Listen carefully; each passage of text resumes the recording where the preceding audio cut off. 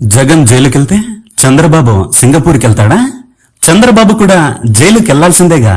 40 సంవత్సరాలుగా కోర్టు మెట్లు కూడా ఎక్కనటువంటి చంద్రబాబునే జైల్లో పడేశాడుగా. జగన్ బెయిల్ మీద ఉంటే చంద్రబాబు రైలు మీద ఉన్నాడా? చంద్రబాబుకు బెయిల్ ఇప్పించిందే జగన్.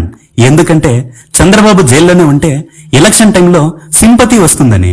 నిజానికి చంద్రబాబుకు బెయిల్ ఎందుకు ఇచ్చారో నీకు తెలుసా? కళ్ళు కనిపించడం లేదని, కంటి ఆపరేషన్ చేసుకుంటామని బ్రతిమలాడితే బెయిల్ ఇచ్చారు. చంద్రబాబు మీద ఎన్ని కేసులున్నాయో, కోర్టుల్లో ఎన్ని స్టేలున్నాయో నీకు తెలుసా? మోడీతో కాస్త తేడా వచ్చిందంటే చాలు చంద్రబాబు ఎక్కడుంటాడో స్పెషల్ గా నేను చెప్పాల్సిన అవసరం లేదనుకుంటా. జగన్ ఖచ్చితంగా జైలుకెళ్తాడు. ఎందుకంటే ఎవడో గొట్టంగాడు ఏదో లెటర్ రాస్తే దానికి ఏ ఎల్లోగాడు వాటిని పత్రికల్లో ప్రచురిస్తే అన్యాయంగా అవినీతి కేసులు పెట్టి 16 నెలలు జైల్లో పెట్టారు. మరి ఇప్పుడు కూడా అలాగే చేయని తప్పుకు జగన్ ని జైల్లో పెడతారు.